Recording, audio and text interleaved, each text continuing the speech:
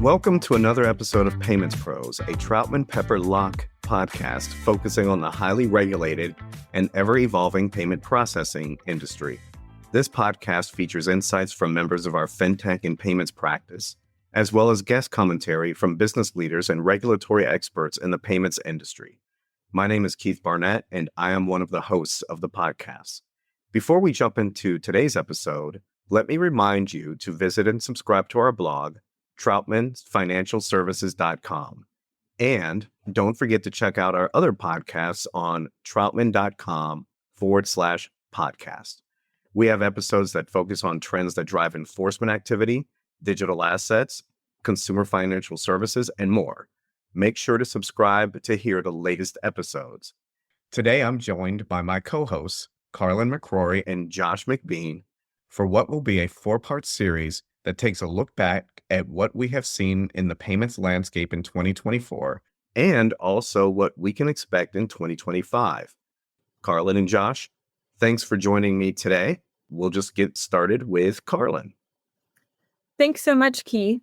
Yeah, so we're going to kick this off talking about the larger participants rule that the CFPB finalized.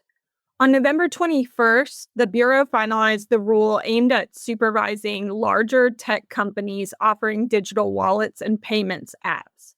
Most of the rule stayed the same, and we do have another podcast covering in very specific detail the varying aspects of the rule from when it was proposed originally. So if you want more detail on the rule itself, you may go back and listen to that episode and then reach out with any questions.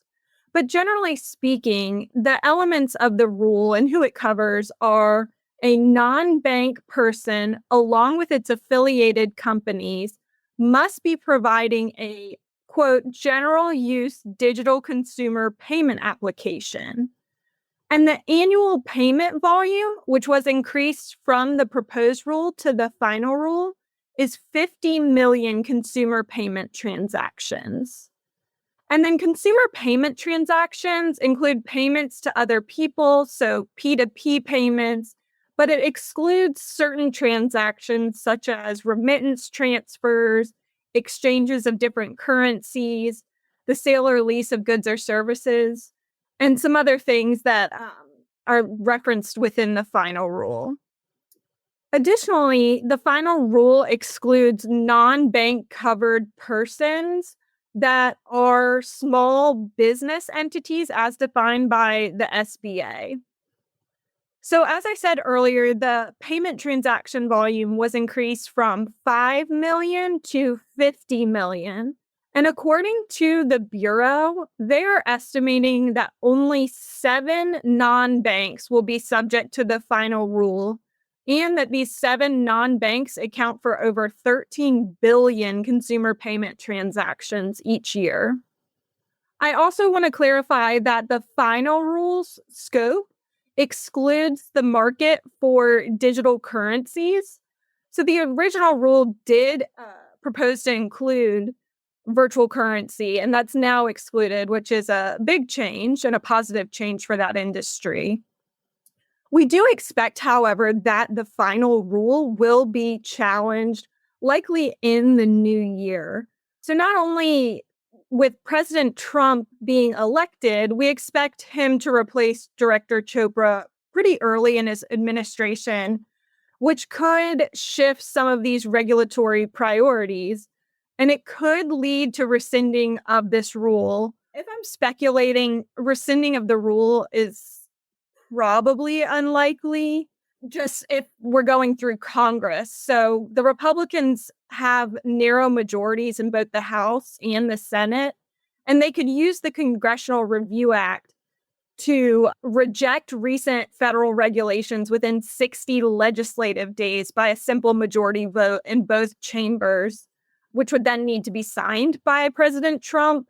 And if they do that, the agency would be prohibited from issuing a substantially similar rule without explicit legislative authorization. So ultimately, why I think this specific act would be unlikely is just because it would require pretty quick movement And there may be other priorities from Congress when they kick off. But I do think there will be some litigation challenging the rule. Keith, do you want to talk a little bit about 1033? Sure. Before I get to 1033, just to add a little bit as to what you just said, also keep in mind, listeners, that even if Chopra is fired and for some reason, this is repealed, it's also ultimately up to the agency as to whether or not they're going to enforce it, right? And so even if the rule stays on the book, finalized, like query whether or not the next CFPB director will actually move forward with enforcing anything. So I would expect to see less enforcement from the CFPB and the Federal Trade Commission. And, especially given that the people who are advising Trump have already said some not so positive things about what they think about the CFPB. So that's something to keep in mind. And actually, that's a perfect segue into what I am talking about, which is open banking, Section 1033. Also, during 2024, the CFPB issued its final rule on personal financial data rights, and with the guise of being aimed at enhancing consumer control over their financial data and promoting competition in the financial services industry. At least that's what the CFPB said. That's how they touted Rule 1033. And under the final rule, consumers will have the right to access their financial data and authorize third parties to access this data on their behalf. They're also going to have the right to revoke access to their data immediately and ensure that third parties cease data collection and use upon revocation. And then the third thing is that the consumers will have the right to benefit from standardized and machine-readable data formats, which, according to the CFPB, will promote consistency and reliability in data transmission. Also, according to the CFPB, these provisions will allow consumers to switch financial service providers more easily and take advantage of the products and services offered by others.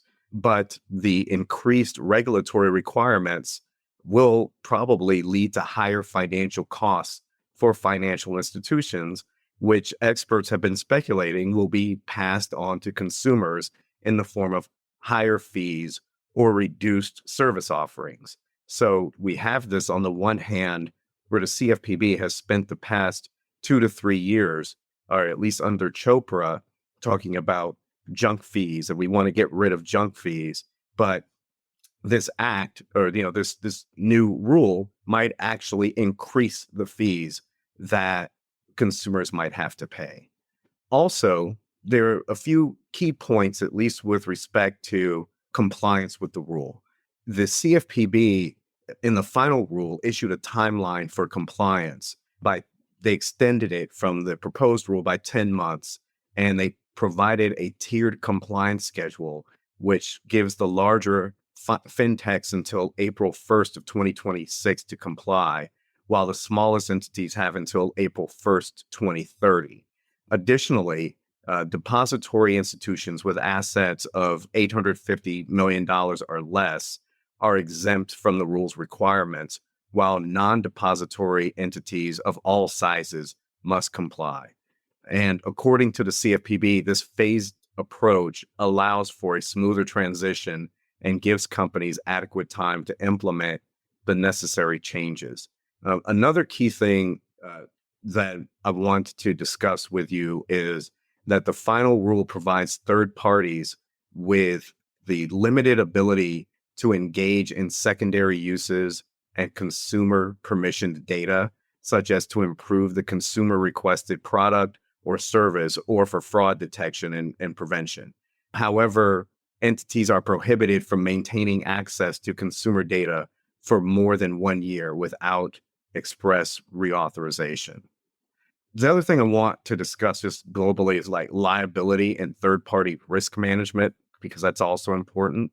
One of the main topics discussed actually in the public comments submitted on the proposed rule was the allocation of liability concerning third-party risk management and information security.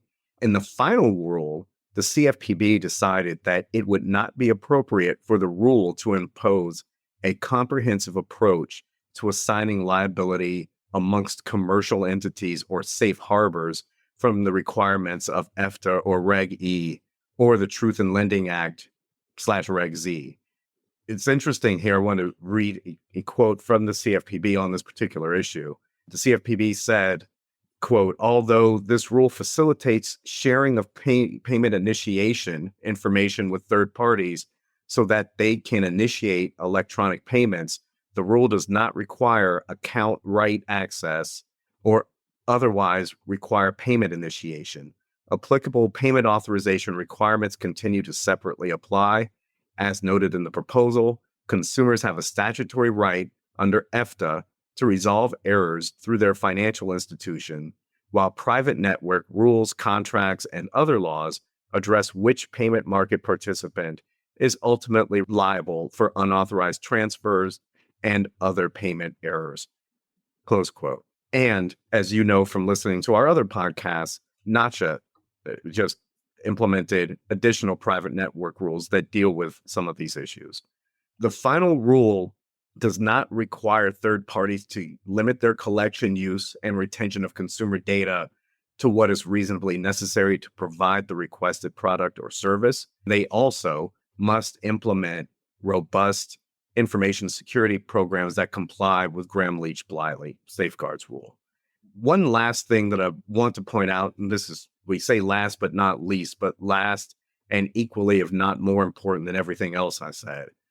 The final rule has elicited mixed reactions from industry stakeholders. So on the one hand, you have data aggregators that have reacted favorably by highlighting the rule's potential to promote secure data transfers, but the traditional banking institutions have expressed concerns about the rule's impact on data security and the potential for increased regulatory burdens.